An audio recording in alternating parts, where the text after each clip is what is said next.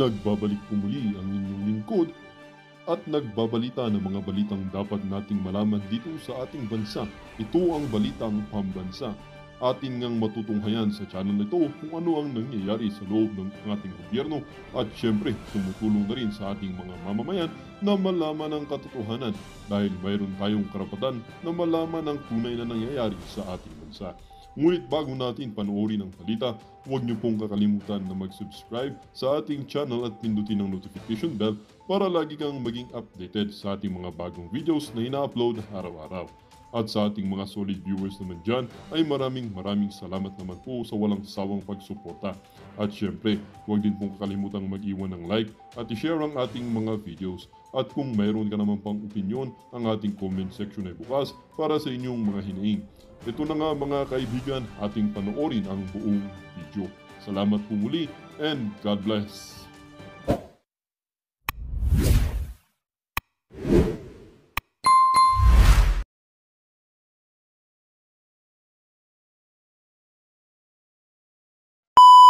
Nagkakaabalahan ng ating mga pulis ngayong mga panahon na to.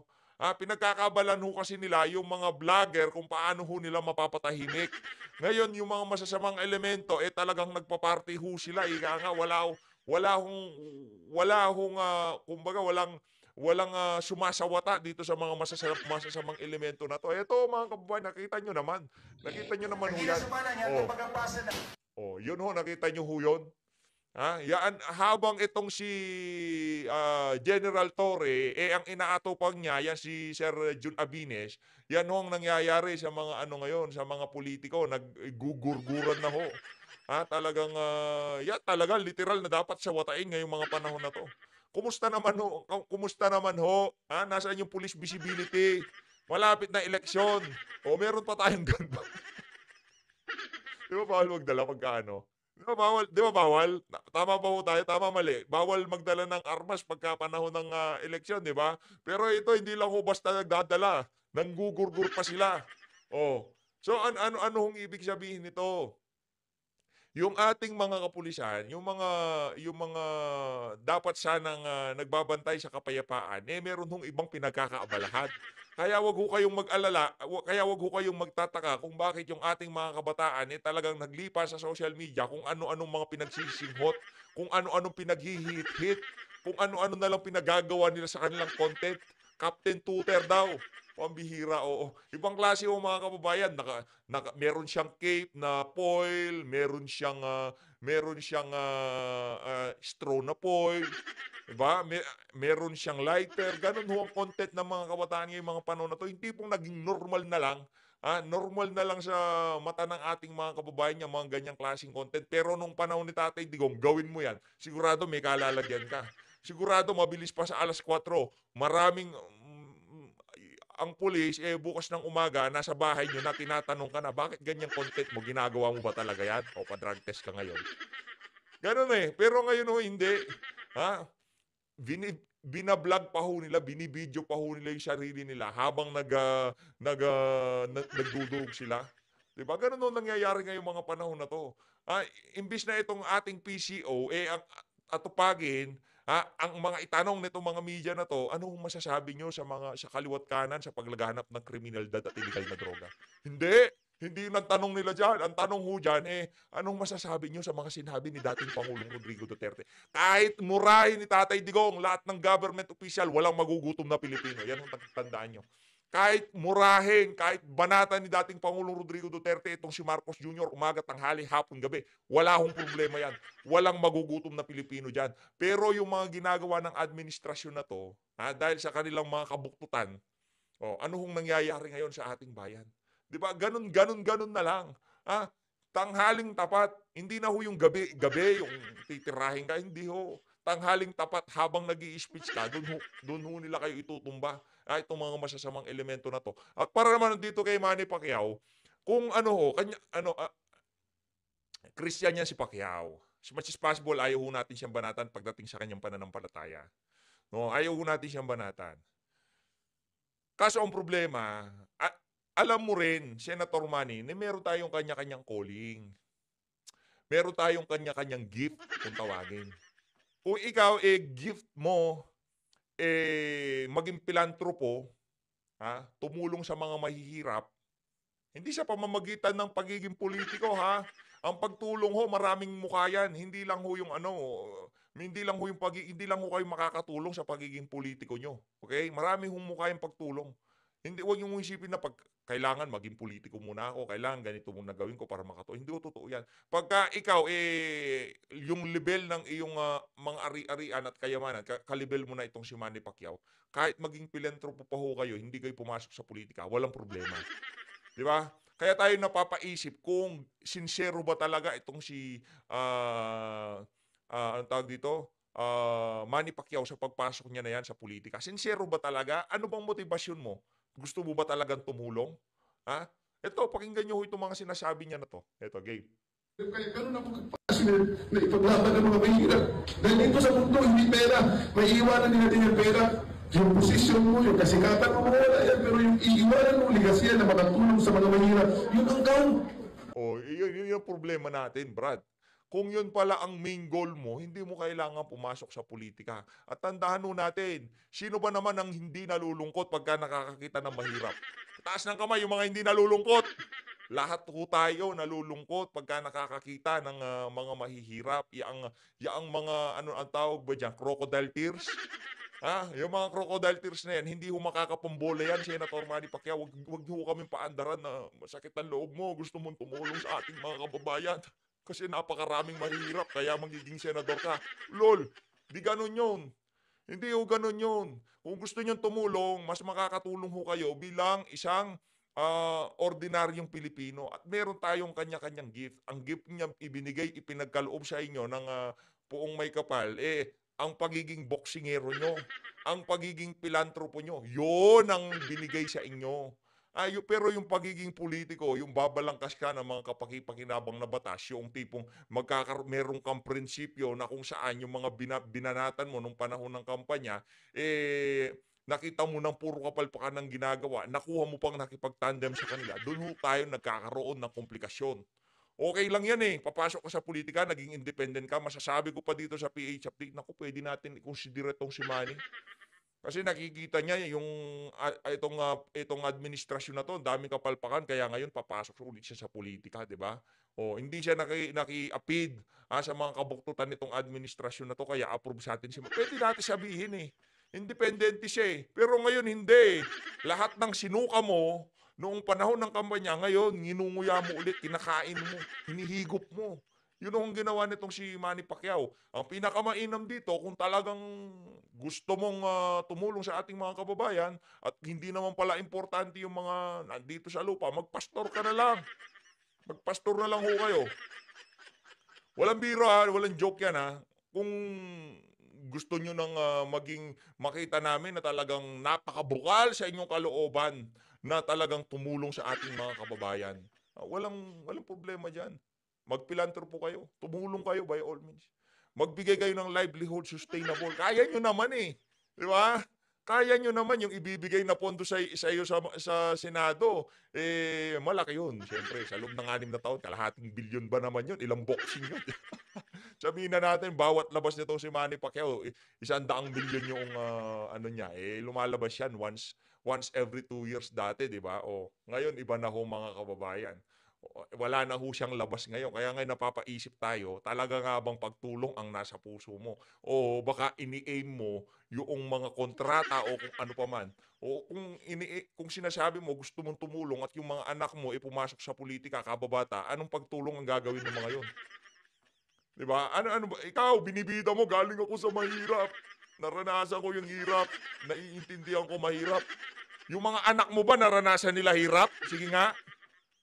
Paano sila makakatulong sa mga mahihirap? Kung yun palang pagiging basihan natin, dapat galing ka muna sa paghihirap. Hindi ho yun. Hindi ho laging yun ang magandang yun, kumbaga attributes na sa isang kandidato na, galing sa mahirap yan. Alam na iintindihan. Pero iba pa rin ho, yung merong prinsipyo at paninindigan, kagaya nitong ating mga kandidato. Paalam, Senator Manny, tutuloy pa ba kita? Okay, tuloy na. Yun ang pabibilan ng maalala ng mga tao.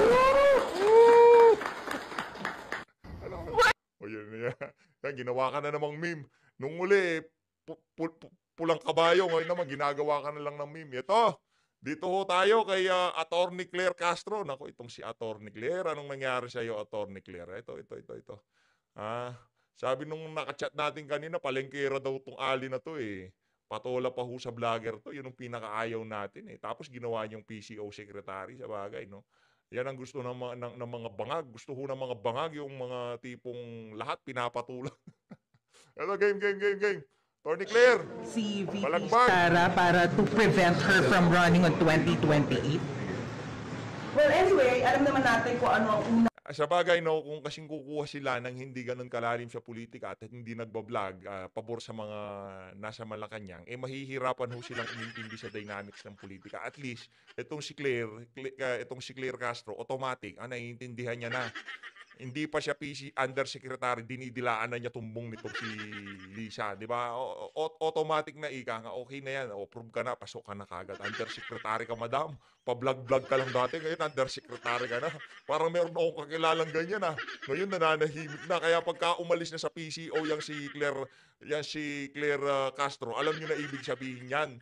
Alam niyo na ho mga kababayan, pagka yang si Attorney Claire, wala na siya sa PCO. Alam niyo na ho ibig sabihin noon. Mataba na ang kanyang bulsa. ng pronouncement ng ating Pangulo. Sa una, of course, hanggat wala pa yung mga impeachment complaints, hanggat maaari ay huwag na sanang matuloy. But since nandiyan na, at hindi naman niya hawak, of course, ang Kongreso, dahil meron tayong separation of powers, hindi siya makikialam, hindi siya kikilos kung ito man ay matuloy o hindi matuloy. So, kung ang sinasabi lamang nila ay para ma-impeach si VP Sara, well, kanilang opinion yon. Ito talaga naman ay nakikita natin kung saan sila gumagawi.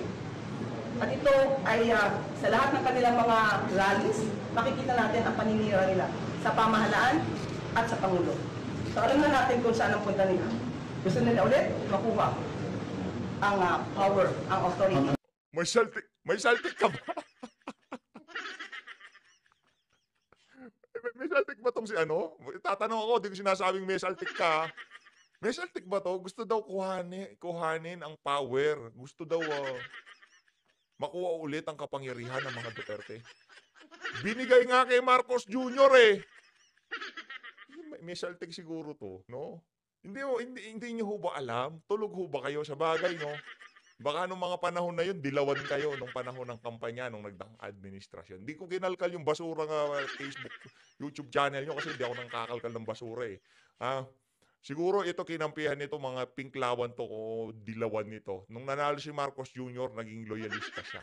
Ngayon naman, nakita naman ho, at alam mo din na Claire Castro na kung si VP Sara talagang matakaw lang sa pwesto at gusto lang maging presidente. Hindi presidente ngayon si Bangag.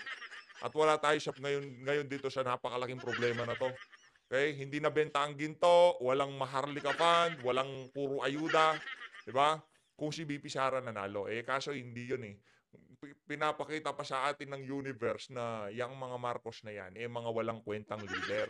Huwag na kayong maghalal ulit ng Marcos. Halal nyo na lahat, wag lang Marcos at Romualdez. Basta konektado sa pamilya na yan, sigurado salot. O ibig sabihin, salot na rin itong si Claire Castro. Malamang sa malamang, sumali siya Ganun lang naman kasimple yan. Di ba yung mga nasa alyansa ng mga mambubudol? Lahat yung mga yan, salot yan. Wala naman nung gagawing matino sa Senado yan. Kaya sinasabi natin dito, vote straight. Kandidato nitong si Tatay Digong. Allegation po is they are veering towards dictatorship, referring to Yes. the president. Ang una kong sinabi dyan noon ay anong ebidensya? Paano mapapatunayan? At tulad ng sinabi ko, hindi tayo pwedeng maniwala sa mga pang-iintriga lamang na walang ebidensya. Walang ebidensya. Walang ebidensya daw. Kikita mo ba yung ginagawa ni Torre? Walang ebidensya. Ang partida nga, pagka nagdeklara ng batas militar, nagdeklara. Ngayon nga, di nagdideklara, pero daig pa batas militar. Anak ng toko. Wala talagang ebidensya. Lahat kasabot Sinong nagsasalita ngayon laban sa mga kalukuhan ng administrasyon? Mga DDS lamang ho. yung ibang mga concerned citizen na walang partido, nakikita din ho nila yan. Yung mga dilawan, pinklawan na pagkapanahon ng kampanya, tahimik yung mga yan. Pagka tinanong mo ngayon yan, alin ba ang mas mainam, panahon ni Digong o panahon ni Bangag? 10,000% panahon ni Digong mas mainam kaysa ngayong mga panahon na to. O, kaya para sabihin mo, kailangan ng ebidensya. Huwag mo kami talaga, oo. Ano pa bang ginawa? Ano pa bang ebidensya hinahanap mo sa nangyayari diyan sa mga vlogger sa Tricom? Ano pa bang ebidensyang gusto mong makita diyan sa nangyari dito kay General Grijaldo, ay Colonel Grijaldo? O yung nangyari dito kay Sir Jun Abines, hindi pa ba martial yan? Para ka namang may salte.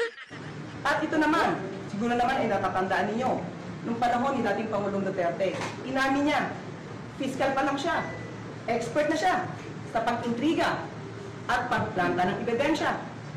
Siguro naman napatunayan na natin yan sa panahon ni Senator Leila de Lima. Saan pa ba ang ating i-expect sa dating Pambira itong si Claire, oh. Malayo mararating mo, madam. Sigurado ako sa mga pagpapakaaso mo na yan. Malayo mararating. Hindi ko. Nakikita ho nating nagbablog yan kaso di natin pinapatulan. Ha? Di ho natin inaasahan na darating pala ang punto na i-content natin itong sintong abogado na to. Hindi ho natin, kasi ano yan KSP sa social media yan . Di na nga, dati napuntahan natin yung ano niya nung di pa natin siya kilala. Kaso nung ay basura tong abogado na. Di na ho natin kinalkal yung YouTube channel niya kasi pinipili rin naman ho natin yung mga pinupuntahan natin.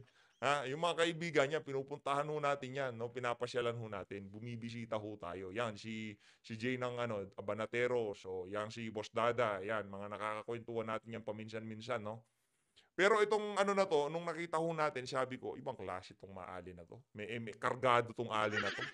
Baka maganda bigayan dito. Bigayan sa bigayan ng suporta. Baka sabihin ng Pinipi. Bigayan ng suporta ng mga loyalista. Pangulong Duterte? Gumawa ng intriga, magplata ng ebidensya. Gumawa ng intriga.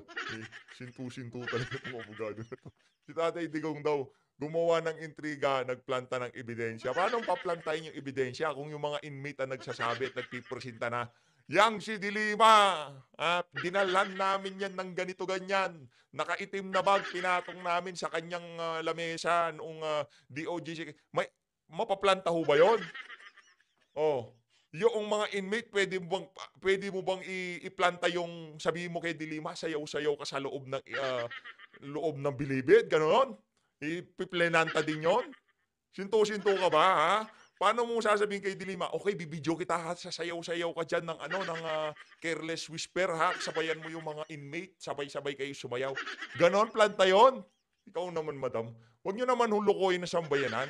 Kung siguro makikinig sa inyo yung mga sintu-sintong loyalista na nakakatanggap ng pera sa administrasyon, oo, maniniwala sila. Pero yung mga ordinaryo Pilipino makakarinig sa inyo, nako, planta, Dilima, pinlantaan ng ebidensya. Umamin yung kanyang mismong driver, lover, bodyguard na nagsusubuan sila na sama. Pati ba yun, pinlanta si Jonel? Anak ng toko, madam. Huwag nyo naman ho kaming ungguyin. Inuungguy nyo naman kami. Pinlantaan ng ebidensya, ganon? Toko, teka nga. Naintriga ako sa mga kabalbalan mo, madam, ha? Dito tayo sa sa press con niya. O, dito tayo. O, rekta ho tayo dito kay, nakagitna na siya ngayon. Hindi ka na yan makakapag-vlog sa bagay, no? Di mo kailangan ng pag-vlog, madam. Di mo kailangan yan. Ang kailangan mo lang maging undersecretary. Paldo na naman itong si Claire Castro. Naku, yan na nga ba sinasabi natin? Kanina talaga na-curious tayo. Sino ba tong Claire Castro? nung tinignan ko, pinakatitigan ko, sabi ko, parang kilala ko to ha. Sabi kong gano'n. Sabi ko, di ba ito yung vlogger na maingay na KSP sa YouTube? Siya nga ang tunay, pare ko. Siya nga ang tunay. Si Claire Castro nga, kargado nga ito. Matindi ang pagiging nito, dila tumbong kay Lisa, kaya ito kinuha bilang PCO. Matindi. Ito, maging gano'n natin na naging press briefing kanina dyan sa Presidential Communication Office, ha? FB page, Pronouncement game. ng BSP, baka pwede natin Nako. pakinggan at madinig din nila. Nako, abogado. We will be projecting Abogadong the statement sintuso. po from BSP.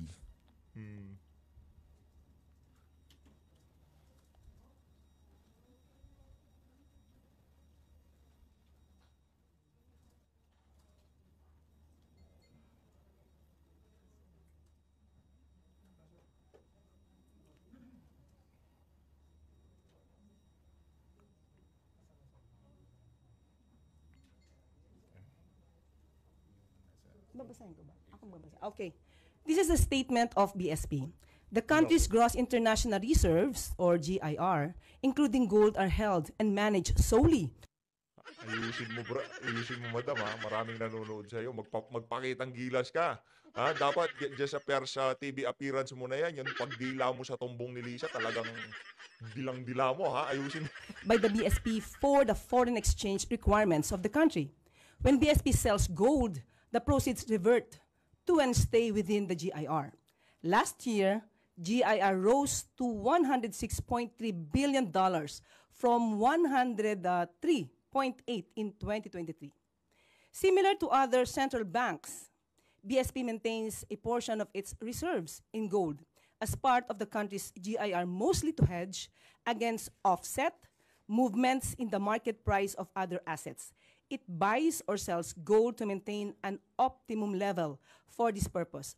Not too big, not too small. Gold prices tend to move in the opposite direction of other assets. Therefore, central banks hold some gold as a hedge against huge declines in other assets in the reserves. However, gold prices can be volatile, earns little interest, and has storage costs. So central banks don't want to hold too much. So yan po ang statement ng BSP. At handa na po tayong sumagot sa inyong mga katanungan. We're now opening first. Tanungan na. Ito na, questions from our tanungan na. Ito na, Malacanang ito na, ito na. friends.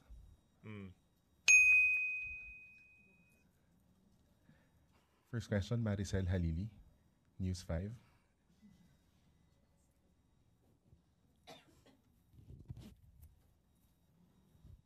Ma'am, so just a clarification. So ibig sabihin, hands off si Presidente doon sa gold reserves kasi PRRD mentioned or is accusing the Marcos family of stealing and selling the country's gold. Just so it's clear. Okay. Nako, Hindi pa to campaign joke ulit ni dating Pangulong Duterte? nako. Hindi ba tayo nasanay dun, Hindi ba pwedeng ano? Ay, may binabasa ka, gano'n? Tingnan. dun sa jet ski promise niya? Oo, may binabasa siya. Taknan to ko. Ikaw, madam, ha? Ikaw, Atty. Claire, ha? Nagpapataas ka ba ng sweldo? Na nung naniwala tayo halos sa mga Naniwala ka ba nun? sumuporta sa Dilawan kanya, ka eh. tinawag tayong stupid. So pag naniwala ba tayo ulit sa sinasabi niyang ito? Baka- Sagutin mo ng diretsyo. Ang dami mong pasakali. Visit ka. Ako lang pwede magpasakali dito. Ha? Ako lang pwede magpasakali dito. Sagutin mo ng diretsyo. Ha? Ibig sabihin ba walang kinalaman si Marcos Jr. sa pag-decline ng ating ginto dyan sa Central Bank? Yun lang ang tanong. Ba't napunta tayo sa jet ski visit ka? Ha? Siguro, malamang sa malamang. Ano ito? Yung asawa nito, ano to? Kung meron mang asawa to, malamang sa malamang, laging nagkaaway yan. Tinanong mo lang anong ulam. Di ka pa ba ano? Ha? Hindi ka pa ba ganito ganyan? Ha? Tinanong mo lang ulam kung ano-ano pinagsasabi. Bumula na bibig. Madam, tinatanong lang ho kung meron bang kinalaman si Marcos Jr. sa pag-decline ng ginto sa Central Bank. Yun lang ho sagutin nyo. Ba't napunta tayo sa jet ski?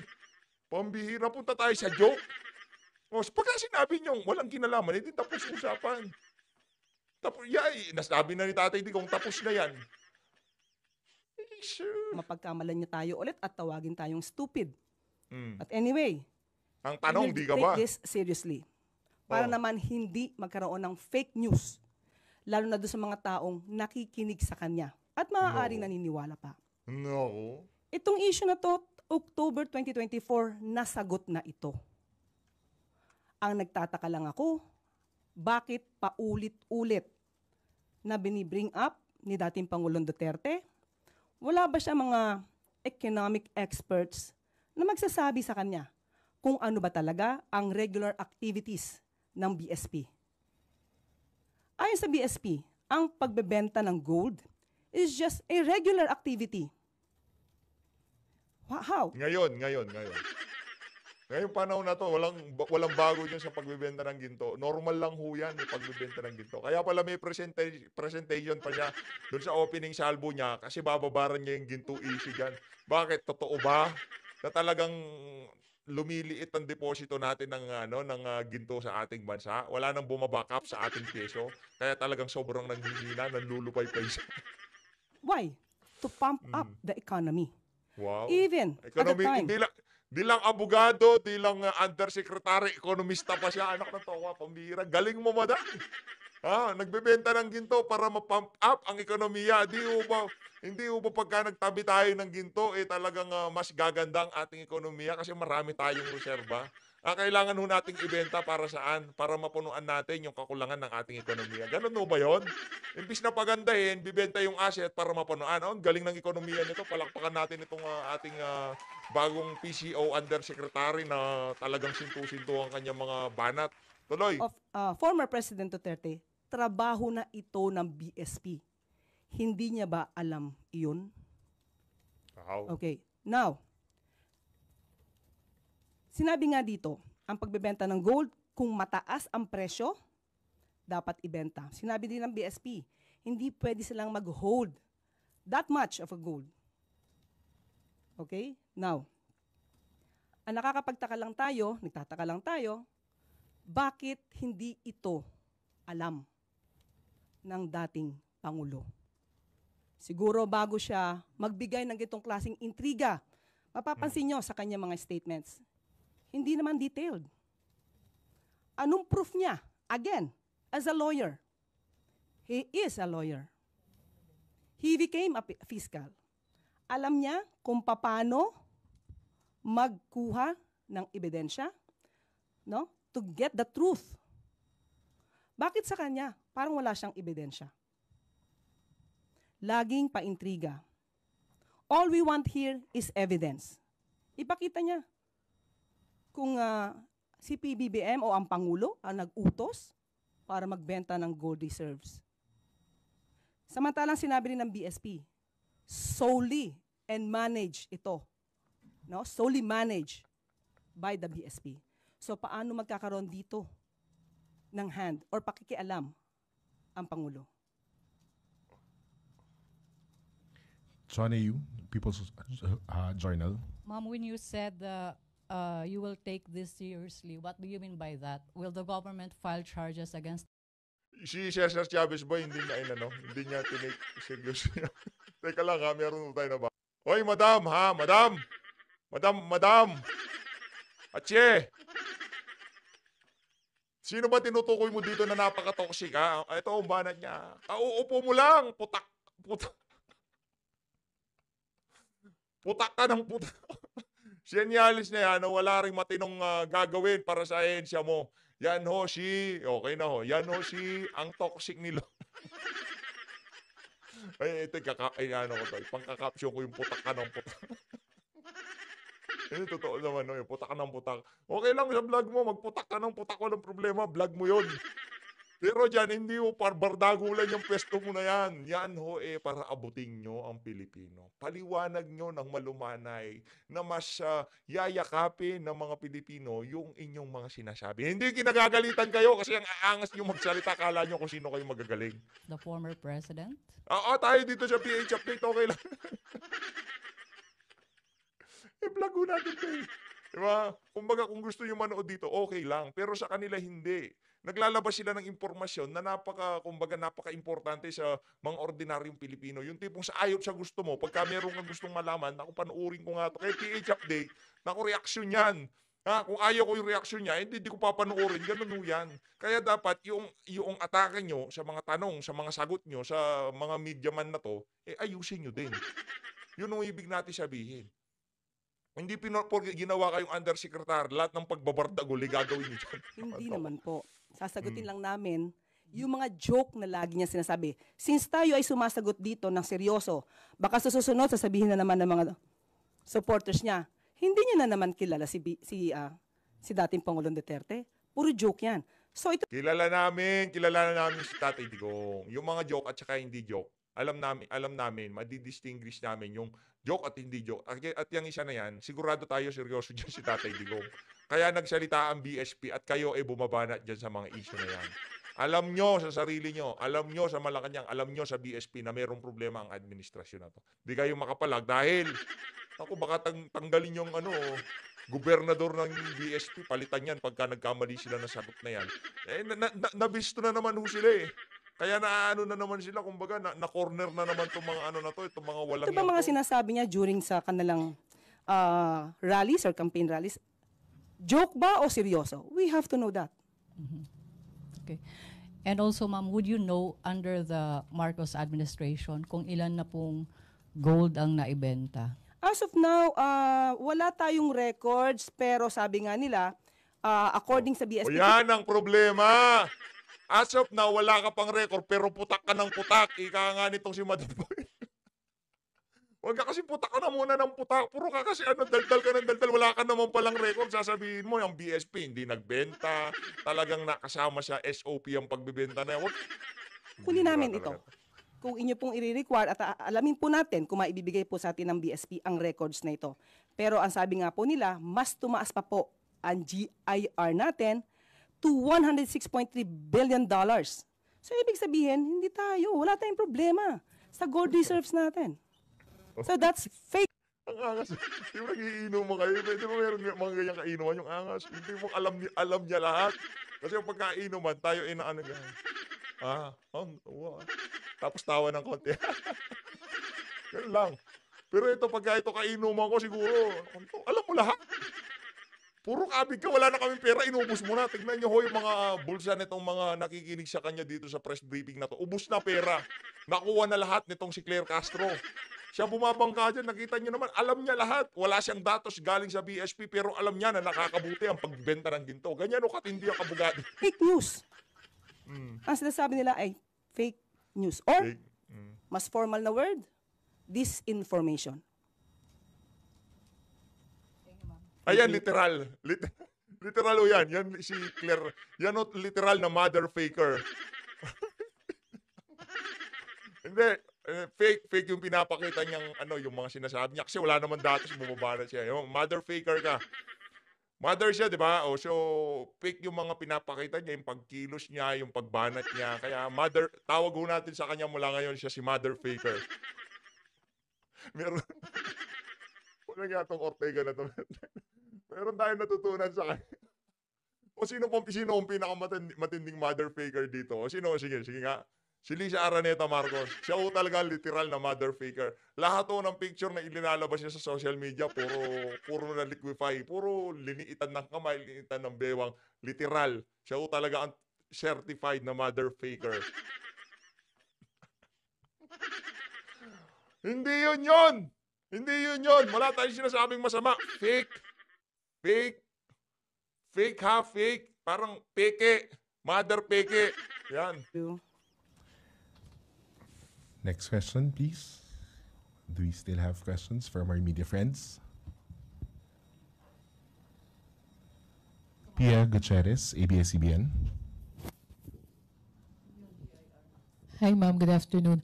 Ma'am, in responding sa sagot nyo kanina regarding yung naunang statement ni dating Pangulong Duterte, si former Chief Presidential Legal Counsel, Attorney Salvador Panelo, said that it's actually the government, the Duterte the Marcos administration that's the biggest spreader of fake news. And I quote yung sinabi niya kanina sa ANC. It's funny because it's the government, the huge corporation of fake news. For instance, when the police assaulted the KOJC, they were saying the police were not armed. They say there were no blanks in the BICAM report, which was the basis of the enrolled bill that was signed into law. Your comment lang po. So si Attorney Panelo yung nagsabi na... Nako, hindi. Huwag ganon. Huwag ganon. Ikaw naman ito naman si mother faker, oh. Huwag ganon. Huwag mo kaming padaanin siya, oh, si Atty. Panelo. Hindi. Huwag natin pansinin yung karakter nung nagsalita. O sige, si PH Update na nagsalita. Pinakamalaking fake news peddler ang administrasyon ni Marcos Jr. Makinig ka, mother faker, ha. ang administrasyon na to, sila ang pinakamatinding magpakalat. Sinasabi walang armas, napakaraming armas. Sinasabi walang kulang-kulang sa BICAM report. Inamin nitong si Kimbo, merong kulang-kulang. O sino ngayon ang nagpapakalat ng fake news? Wag natin tignan kung sino yung mga nagsasalita. Issue-based tayo, mother faker. Biggest spreader of fake news yung Spreader ng fake news. Sagutin mo yung tanong. Unang-una, ang usapan dito Oh. ay about the God deserves. Bakit? Ang laki ng ano. Hingi ang reaksyon mo. May saltik ka ba? Anak na ngayon pa lang pumipiyok ka na. Hindi ako ekspertong journalist dito. Pagka sinabing, hingin ho namin ang reaksyon nyo dito sa particular na issue na to. Ibig sabihin, isang tabi muna natin yung current issue na pinag-uusapan at pag-usapan natin yung tinatanong nila. Mother faker naman, wag ganyan. Napag-aalata na talagang pambihira ka. Oo, pinapaandar mo makina ko. Chill reaction lang tayo ngayon. Yung tipo, merong bagong undersecretary. Ang pangalan ni Attorney Claire Castro. Ngayon sinasabi natin dito, madam, peddler of fake news largest ang administrasyon. Hindi mo masagot yung mga issue na yung kasi totoo. Tama, mali. Yun ang problema mo. Kailangan baguhin